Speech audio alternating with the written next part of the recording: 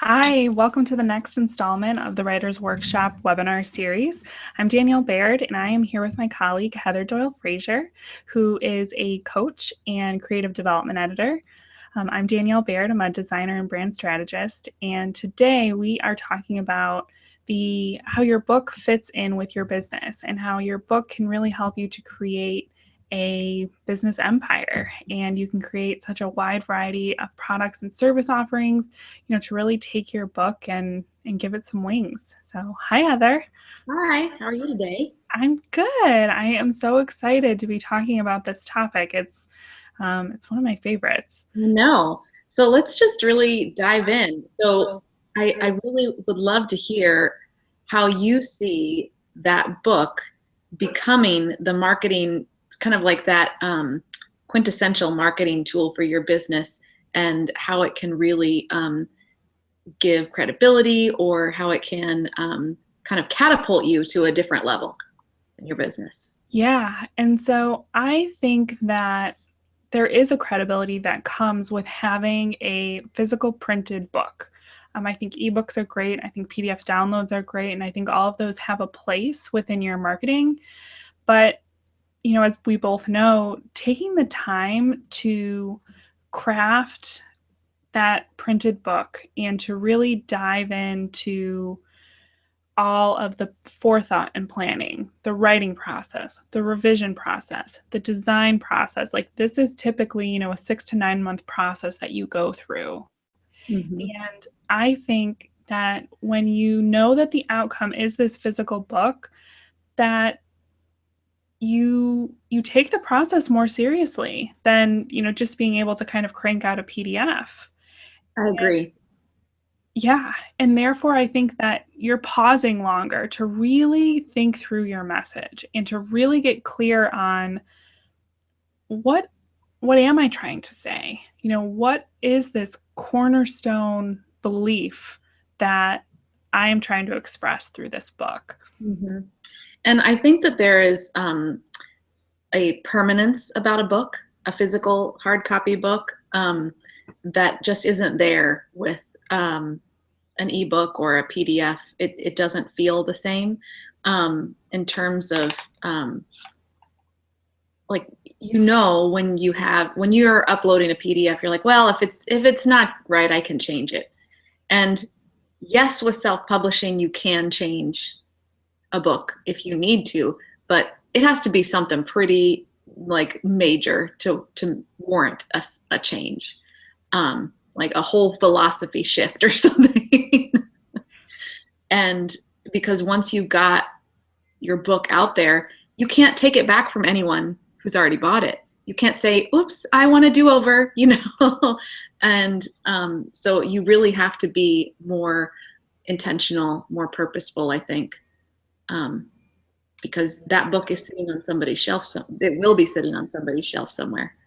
Absolutely. And I think that, with it sitting on someone's shelf and with someone taking the time to, read your message, I think that there's like a couple of things that it provides in terms of your marketing funnel. Number one is it is, that low cost entry, probably $20, $25 and under.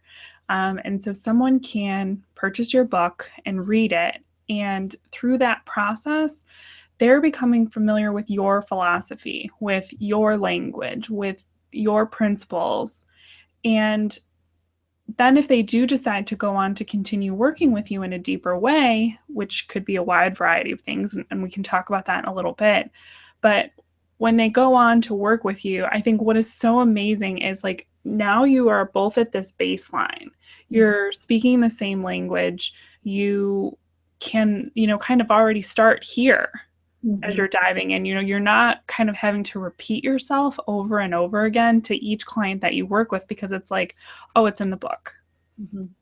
The other thing I think that's really important, and I talk to all the clients that I work with about this, when you are writing a book, you have to know that you don't come with the book, but you have to put a piece of yourself into the book so that the people reading will be able to understand everything that you're talking about, because you can't explain it to them.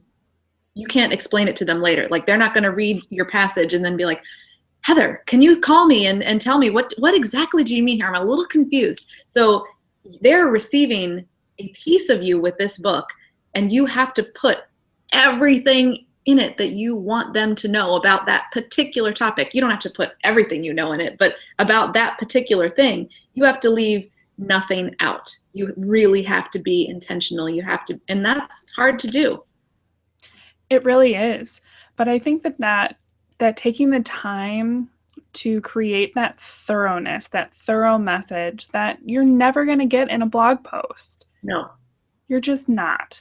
And I know we've talked in the past too, just like about the sort of the mindset or the expectation that your reader has when they're consuming a blog post versus even an ebook versus, a printed book that you're going to sit down with. I think when I come to sit down with a book, I'm moving a lot slower. I want to go deeper. I want all of those details. Like, there's a slowness to the experience. And I think there's like more purpose to that experience too.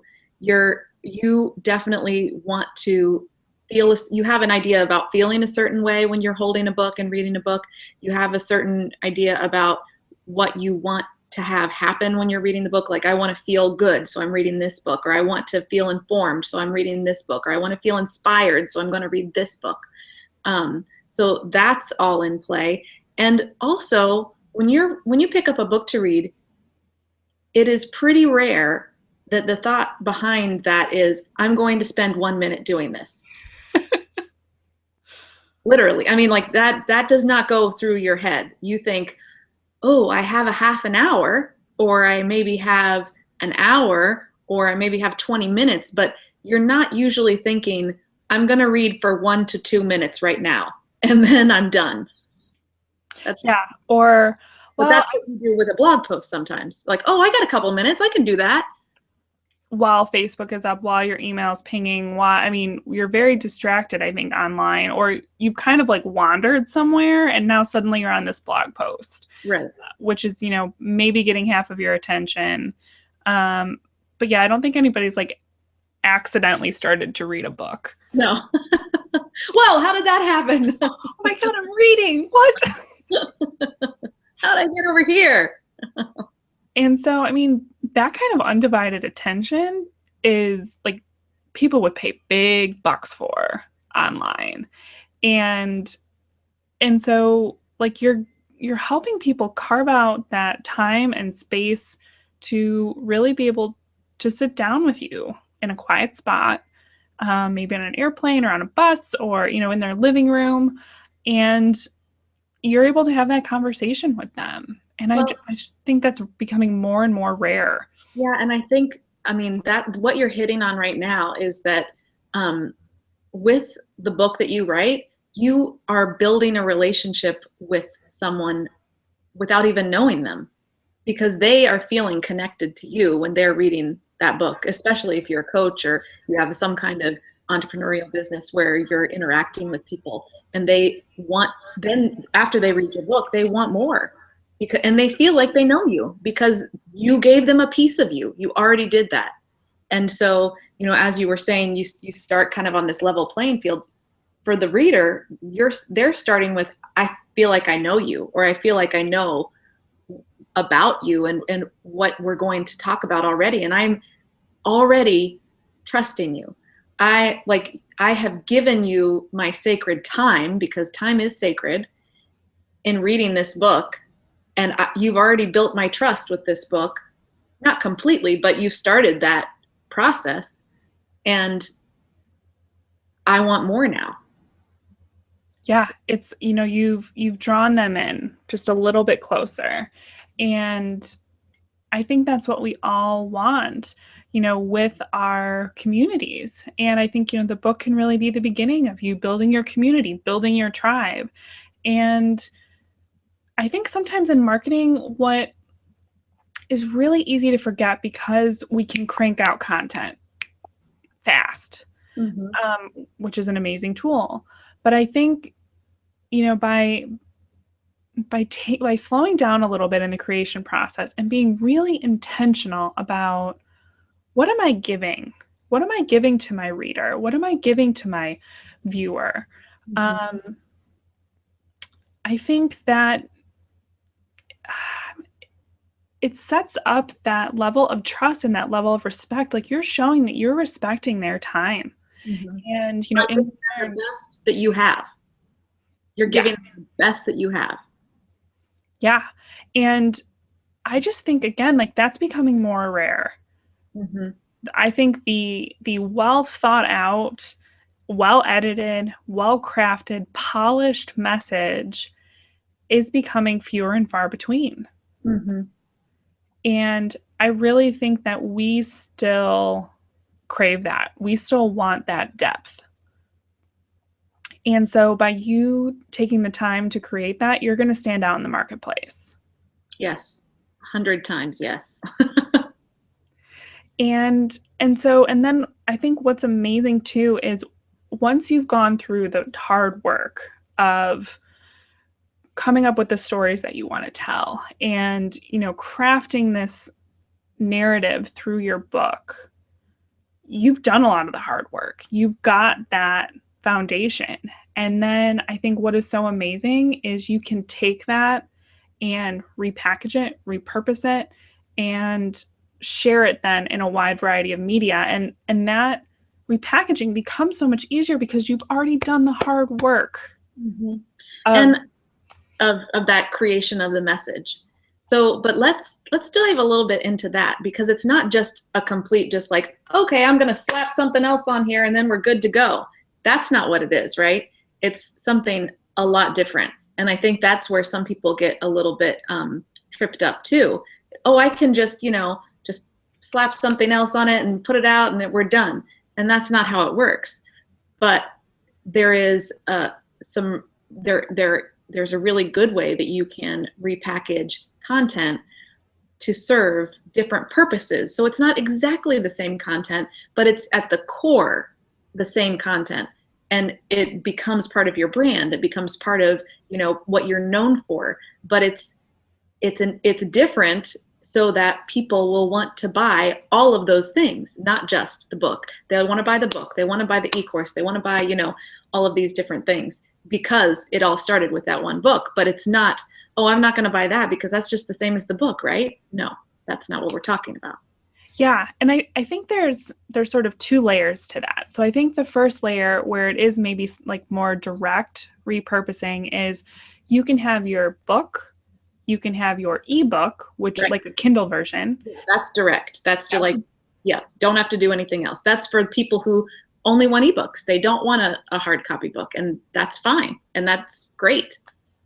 And I know that like with some of my favorite books, I have both because Yeah. I want to be able to take it with me and be able to reference it when I'm anywhere. Right. And I also like having the physical book. So if I want to highlight and dog ear pages and do things like that so that I can find it super easily, I can do that too. I do the same thing with books that I love. So you're most you're probably a good chance going to get the same people buying both versions sometimes. Not all the time, but sometimes you will. Yep. And I think the other one that kind of goes in that category, and this is definitely more work to do this, is the book version.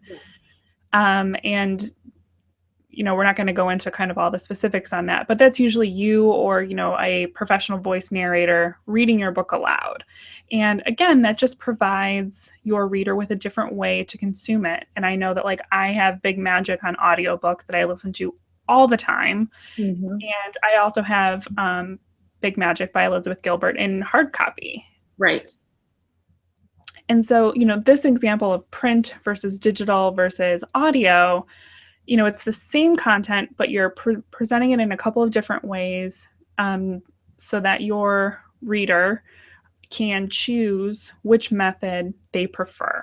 And so, like, if they hate, Right. they're a minimalist that hates having hardcover books, they can consume it digitally. But then, yeah, and like you said, there are times when, for me, I read a lot. I read all the time. And so there are some days when my eyes are frankly a little bit tired and I'd rather not read. Or if I'm in the car and I want to listen to a book instead. And so it gives people an opportunity to choose not just one, but multiple things that are serving their needs at a certain time. Yes. And so that's kind of layer one Yeah. of your kind of multimedia book experience. And then from there, I think that sort of the next natural place to go is to think about what type of companion support could really benefit my readers. And that could look like a workbook Mm-hmm. or some worksheets, or maybe it's a short video series about something.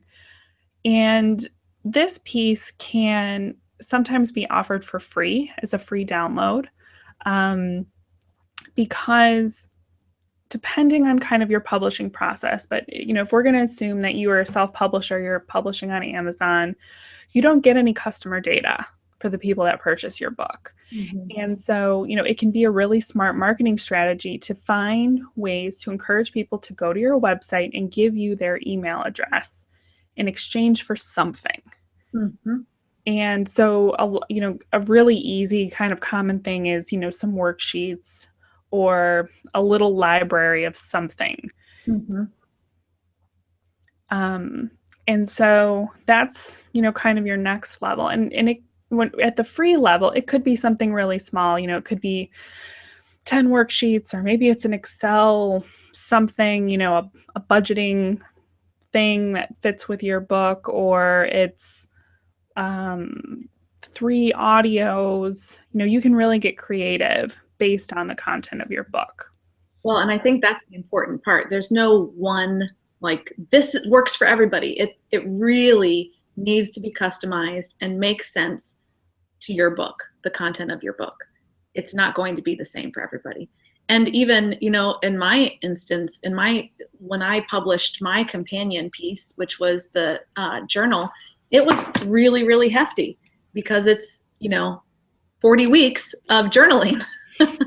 So that's not something that would be appropriate for a download, for free, because it was new content too.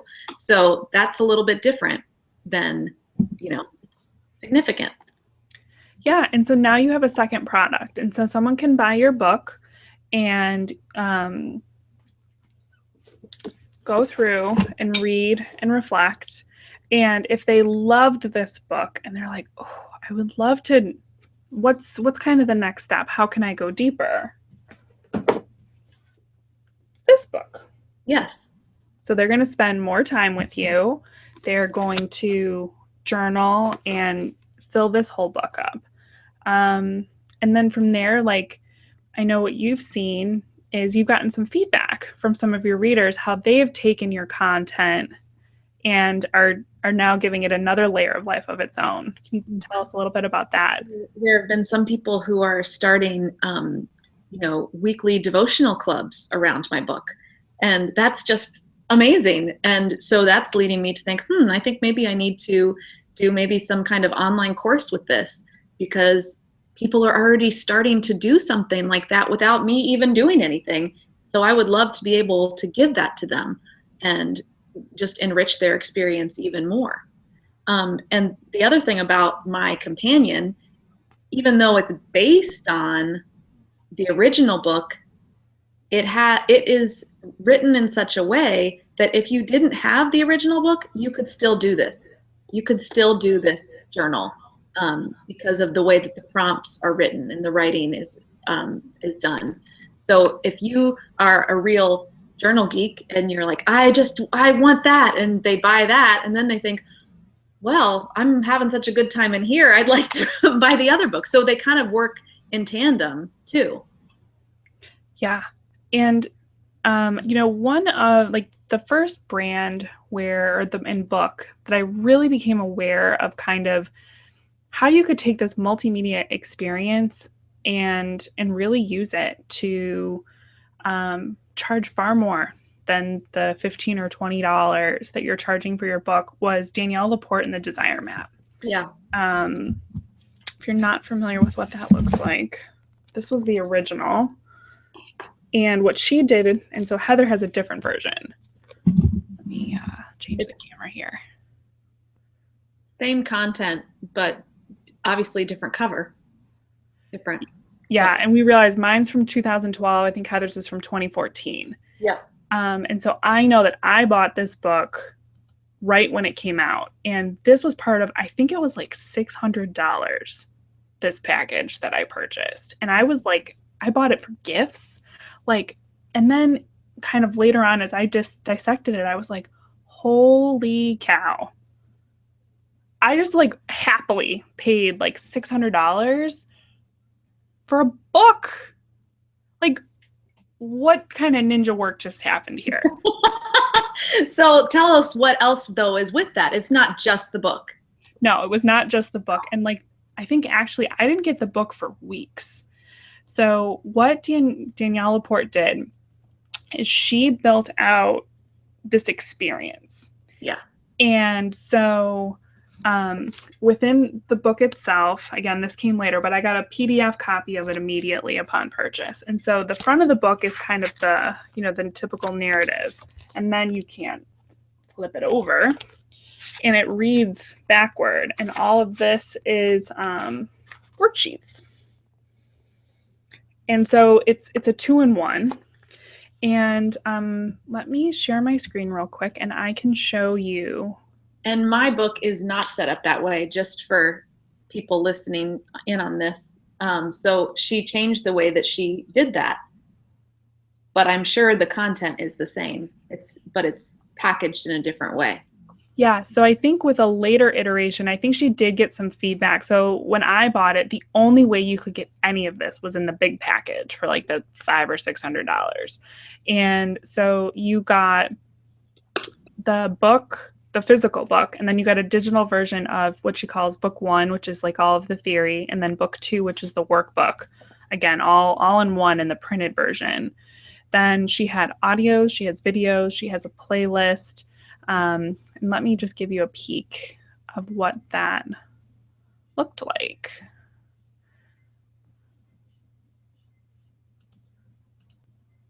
Okay, so this is the portal. And you can see that there's a wide variety of content in here. And so I can read the book online here. This is just a little plugin. You can also do this with something called Issue. And so I can click and read the book from my browser, either 1 page at a time or 2 pages at a time.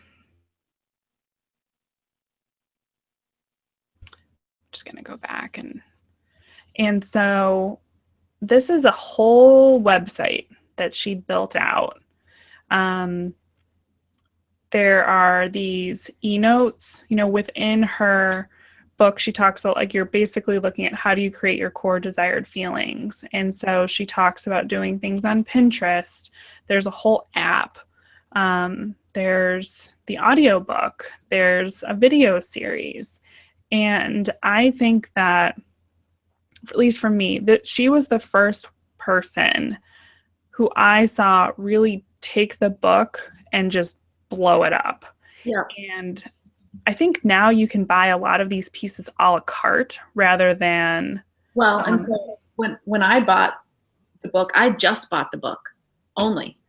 And I bought it for lots of people as gifts too, but I just bought the book.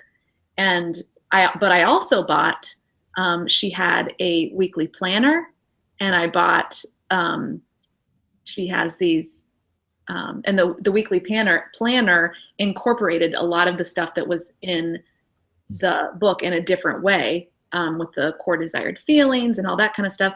And I also bought she had these truth bomb cards, and she is always posting these truth bombs on social media. And I bought those because I thought, oh, those are cool. I want to have those, and I want to just give those out as fun little things to people, or I want to look at them in a card deck sort of way. So she has and I know she did the weekly planner that I bought. She has a daily planner too. She has all of these different things to help you live your life in a the most fulfilling way possible. Yeah. And so I'll just show real quick. So this is now on her current website. If you are just shopping, here's the planners and so here's the book. This is the version that Heather has. She has it in other languages. You can buy workbooks, as one or in a multi-pack. She's now expanded it into this licensing program where you can become certified to teach the methodology of, finding your core desired feelings. She's got the planner. She has the ebook. You've got journals. Audiobook. You've got jewelry. She's got jewelry and tattoos. The truth bomb tattoos. Yep. And then down here for $275, you can get a book club bundle. And so, I think this may feel overwhelming. And so what I think you need to realize is you can just start with one thing at a time, right. But look at how it can grow. So I bought the book in 2012, it's 2016. So 4 years later, and it seems like every year she's kind of got something new that she's adding on to this brand as it grows. Yeah. And so I think that that's hitting on something too. When you write that first book, when you write that, the first thing that you're going to be publishing, that's not going to make you, that particular book, that physical book, most likely is not going to give you the kind of income that will enable you to quit your job and do all those types of things. However, it can be a stepping stone to creating other products and other passive income that can help you along the way. Yeah. And so it was in the entitling this, I think there, in the subtitle I talked about in building your empire. Danielle LaPorte has an empire. He does. Without a doubt. And it's amazing. And, it all starts with the book. And I think, if she didn't start with the book and the things that she's teaching in this book,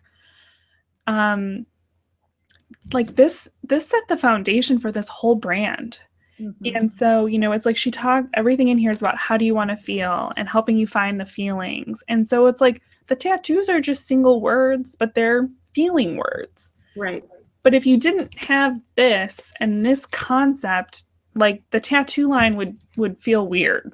Yeah, it'd be oh, well, that's sort of nice, but okay, I'm not going to buy that. But, oh, Danielle LaPorte just put out tattoos, temporary tattoos. I'm totally getting that.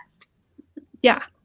And so this can all organically grow. And so I think Danielle LaPorte has really she has multiple things. Some of them are the physical products of the journals, the tattoos, the truth bomb cards. She's also gone digital in some of those products, and she's got the licensing. And there's another option too, where you can build out a variety of service packages and events and things like that, instead of going down the product route, which can be there's usually overhead involved in doing things like that. And you can do both. I mean, you can have a combination of things because it fits your business style. It fits what your business is offering. I think that's the other piece of the Danielle LaPorte kind of picture, is that all of those things that she has make sense in her business. And if she was, if you didn't know anything about the Desire Map, if you hadn't looked at that book, you may not realize how those tattoos connected. But if you consume many of her products, you will know, oh, that completely makes sense with this. I'm glad she did it. I'm going to buy some. And so I think really staying true to that core foundation is important, whether or not you're, building your other offerings with books, with events, with audio, with online courses, with whatever it is. It just needs to make sense with what you're doing. You need to stay true to that message. Exactly. And so in the service side of things, because I think that in some ways this can maybe be a little bit easier to wrap your head around. I want to talk about this book. So I worked with Rich Litvin and Steve Chandler on this book, and I designed the interior. And then I was also a part of Rich's team for a little over 2 years, and really just witnessed how he was able to take the concepts in this book and create a wide variety of service offerings that was able to serve his audience on a variety of different levels. And I think that this is a great model for a lot of coaches, to think about. Well, that's how you and I met in the physical sense for the first time, because I had bought the book a while before I met you. I engaged a coach who was actually knew Rich, and then I decided to go to one of his intensives. So I bought the book for, I don't know, less than $20. And then later on, I decided to go to one of his, 3 or 4 day intensives that he had across the country.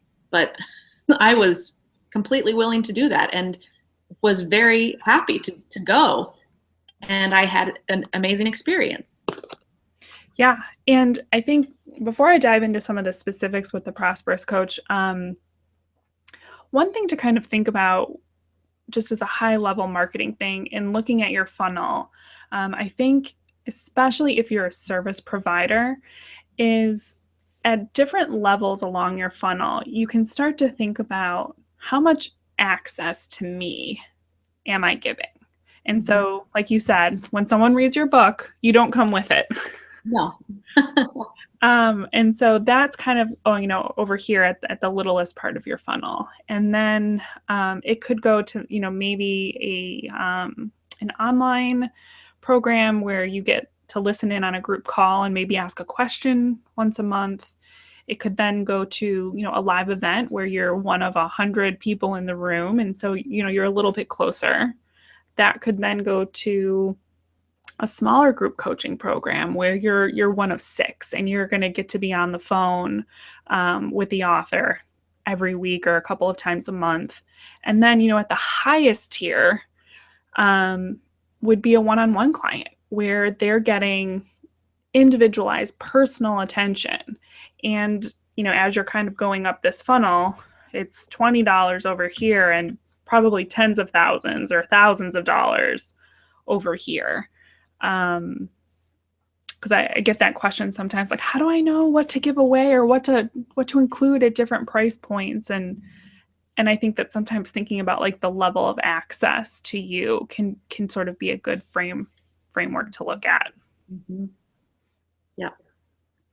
And so back to the Prosperous Coach. So tell us a little bit about that sort of evolvement. Yeah. And so, the very first thing that sort of was next so now it's a little bit different. Rich has added some other online programs, but sort of early on, after the book, there were these in-person events, which he calls intensives. And sometimes Rich and Steve did those together. And then they also do individually have different in-person events. And so it was if you're kind of looking at the traditional funnel, it was kind of a steep jump. Like that goes from the $20 book to, a ticket for one of these in-person events is over $1,000, or maybe sometimes $997 if you get in on the early bird. But that's a pretty big jump. And so it would go from the book to, an in-person event where you're in the room with Rich. And the way that he designs his events, there's a lot of interactivity. There's a lot of coaching in the room. But that's a way for you to get closer. And, you've read the book, the approach, you might have some questions about like, oh, how do I apply this to me? Or I have, this situation. And so going to these events is a way for you to not only interact with Rich, but to interact with your peers. And so you're in a room with anywhere from 50 to 200 people who have also read the book, who are also coaches, who are trying to, build their business in a similar way. And I mean, I'm just curious, like, for you coming in, Mhm. was that community piece part of the reason? It was for sure. But I want to go back one little step, which was, because this book was written very purposefully and intentionally, I think, and the message was consistent throughout, and you felt like you um, were connecting with the authors because of the way that it was written. Um, they did such a good job in that going to the intensive, even though that was a huge gap money wise, it didn't seem ridiculous at all to me. It was like, well, yes, if I can go to one of those, I'm going to go to one of those. In fact, I think I even said I was looking for some kind of intensive because I wanted to connect with my community of coaches. And I kept saying, I want to find something like these Rich Litvin events. That's what I want to do. And then I thought, well, why am I looking for something like that if I could just go to one of those?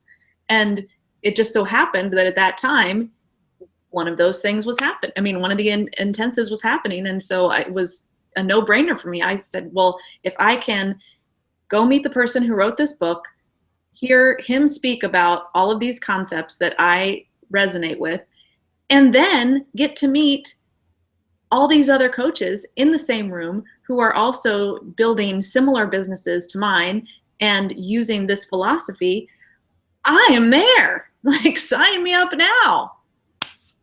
Yeah. It And wasn't so, a hard decision.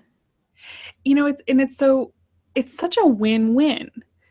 Like, so from the author side, you are going to make more money than you are just on, the couple dollars a pop you are on royalties. And so this is a way for you to kind of diversify your business offerings, bring in some more money to your business. But and you're offering this great service. But then from the customer and the client side, it's such a win-win. Like, they have learned to trust you. They really like your message. They want to know more. They want to dive in. And like, I'm not sure I'm explaining this well, but it's like you want to build your tribe, which becomes like your customer pool. Like, you kind of hear about learning your avatar and attracting your clients. But the thing I think that sometimes it's easy to forget is your clients and customers are so happy to also be in a pool of Mm-hmm. other similar like-minded people. And so it's such a win-win to create these kinds of experiences either in person or online. Well, and I mean, for the people that are attending, it's also, I mean, yes, you're going to get that information, you're going for that experience. It's also an amazing networking event for you too, because it's all tied up in this beautiful bow of things that you agree with and concepts that you're totally bought into. And so you know that all the people there are going to be in that kind of similar place, or they wouldn't be there. And the conversations that you have are going to be really amazing. And they may know people that you need to know, and vice versa. And you may get some clients out of it too. Who knows? That you just never know when you go to something like that. And it is a really, because that message was so clear in that book, I knew going into it that that would be a good thing for me to spend my money on. I would just get lots of benefits from it, personally and professionally. Yeah. And it was just amazing to witness too, just kind of from the team side, um how much people created from those events. And then also just like I mean, well, our partnership came from one of those events. Yeah. All of this, the writers workshop and all of these, would not have been possible without Rich and his events. And so there's so much synergy that comes out of that. And so then, from the business side of things, you've got the book, so which is kind of like, reaching many, thousands, millions of people, then you could come to one of these events, which have anywhere, from 1 to 200 people in the room. And then usually from there, sometimes he would offer a small group coaching program for 6 people. And so if you went to the event and you really resonated and you really liked his coaching style and decided, like, you know what, I would really like to work with him, you could do that at, again, a higher price point. Mm-hmm. And so then that would be, a small group experience. Or you could choose to work with him one-on-one, as an apprentice or just as an individual coaching client. And Or you could choose, I mean, the other thing you could choose is, you know what, I don't want to do either of those two things, but I'm definitely coming to another event. I'm I'm in the next time there's an intensive. Sign me up now. yeah, absolutely. And we had people that would come back again and again and again. And that is a testament to Rich and the way that he designs these events. Like, it was never the same event twice. Um, and so it wasn't like he stood up and just lectured on the same topics every time. Each one was a custom event and really spoke to the people that were in the room and did a lot of Q&A and things like that. So people came back again and again and again. And so, for coaches, I think that can be an interesting model to look at. And Types of services that you can provide in your kind of library of services. yeah, and really, your imagination and the sky's the limit. And so you can reconfigure. This is not the way. Like, I would not recommend for anyone just to blindly follow the prosperous coach model. Well, I mean, back to what I was saying earlier, it works for him because of the way that his business is, because of his message, because of all of these things. It works for him. And then something else is going to work for you because you have something that is unique to you. So that's what you need to follow. Yeah. And I think, especially for coaches too, another thing to think about it, and I think sometimes another reason to write the book is, as a coach, if you're currently working with one-on-one clients, which I think is where many people start, or even as service providers. So as a designer, I worked one-on-one with clients, and we are all human. We all only have so many hours in the day and in the week, and there's a cap on how many people that you can work with individually. And when you have a powerful message, you have a powerful purpose, and you want to be able to share it with more people, sometimes this is why you want to look beyond that one-on-one. And so you can kind of travel the other way down the funnel too. You can go from individual one-on-one coaching to maybe some small group coaching. Maybe you want to put on an event.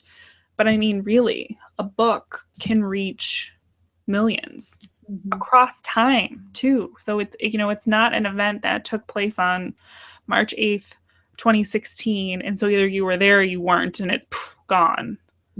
Someone could read this book decades from now. Well, and that's what earlier I was talking about the permanence of a book. A book has a permanency to it. You create that book and it is going to be on somebody's bookshelf until they give it away, or until they sell it, or until they die in some cases. Yeah. And so I think that the book becomes this great foundation, I think, for you. And this, as you're going through the process of writing it, you're going to get really clear on your message and your brand, and it's going to become the cornerstone of your messaging. And then you may write a second book that becomes another puzzle piece that fits in, and you may write a third book. Like Steve Chandler's written over 30 books that has, helped form his current offerings. And so a lot of this deep thinking, it may not be as easy to come by. And so I think sometimes knowing that you're doing this deep thinking with a purpose to create this book can really be a great impetus to sit down and to do the work, because it's challenging. And it's not just a flash in the pan either. I mean, yes, this is a hard thing to do. If it was easy, everybody would be doing it. But it's not just for this one moment in time, like when see it on Amazon and you're like, phew, it's published, I'm done. But that is going to serve you for a really long time. So the amount of work that you're putting in that 6 months, 9 months, a year, sometimes a little bit longer than that, it may seem like a long road at the time, but in the big scheme of things, it is not. It is a small chunk of time that you are giving to this message that is going to take you very far. Yes. And so, it's like, I know sometimes it's when you're running a business, it's easy to stay focused on like, okay, where's my next client coming from? Where's the next contract coming from? I've got to, cover my expenses for this month or next month. And it can be hard to carve out this time and this space to really do the deep thinking, to do the writing, to go through this process. But I don't think that there's ever, like, I don't think the to-do list ever gets cleared and the skies part and it's like, now is the time to write your book. But there is a moment at which you need to say, now is the time, because none of that is going away. And I know what it feels like to not publish a book, but I'd really like to know what it feels like to publish a book. Yeah. And so, I mean, I'm curious for you, Heather. I mean, I know that both of us published our first book last year. And you had been through the process so many times with other people, helping them guide their book out into the market. And so, I'm just, tell us a little bit about sort of what the difference was. Well, I mean, I knew how to do all of those things. I mean, in terms of getting published and all of that, the writing process, I knew all of the things that I needed to do to get there. And I had witnessed hundreds of people hundreds of authors publish their books. And when I received my box of books on my doorstep the first time, I'll back up a second. When I saw my book on Amazon, I was just, wow, it's there, yay! And then when I got the books on my doorstep, I just cried because it was it was completely real then that I had these books, that all that work that I had put in, that all of my experience in publishing and as a writer and everything was sitting there in my hands. Even though I had had lots of physical books from people that I had worked with, in my hands, but this was different. It was so much a heart-based experience that I was just overwhelmed with emotion. And then to be able to talk to people about my book and to have people give me feedback about, that more than one person saying things like, this book is magical. I take it everywhere I go, even when I'm traveling. It's the first thing that I do when I wake up in the morning is read your book. And I wasn't expecting that. And it was amazing to have, and it still is amazing. I mean, it still happens, and it's continued to happen with my journal and things. So it really, I didn't know that I would be quite as emotionally affected as I was. And I'm an emotional person, so I don't know why I didn't think that would happen, but it did. And then like later on, I'm on Goodreads, and I see my book on Goodreads, and I'm like, oh, there it is. All these people are seeing that. That's awesome. So just little things. Yeah. And I think, for me with my book, it's like we create this and we're going to put it out there on Amazon. And yes, you're going to have your business strategy. You're going to try to drive people to buy your book. You're going to give it away as gifts. There's that sphere number one where you're strategizing and trying to control your network and to run your funnels and all kinds of those things. But what's been magical for me is like this book is up on Amazon. Anybody anywhere around the world can find it and buy it. And so I was just at a conference this past weekend, and someone came up to me. I was there with Diane Black, who runs the Doodle Institute, and she's a friend and a mentor to me. And in my coloring book, sometimes goes out in her welcome kit boxes, and I'm a part of her community as well. But I was at this conference with 1,500 people, and this woman came up to say hello to Diane, and then Diane introduced me, and the woman went, "Oh my God, my son loves your coloring book." And like, I had never met this woman before in my life. And like, she was so excited, and just so excited to tell me about the impact that this book has made on her son. And like, that's the coolest thing in the world. Like, those stories, there is nothing that compares to that. I totally agree.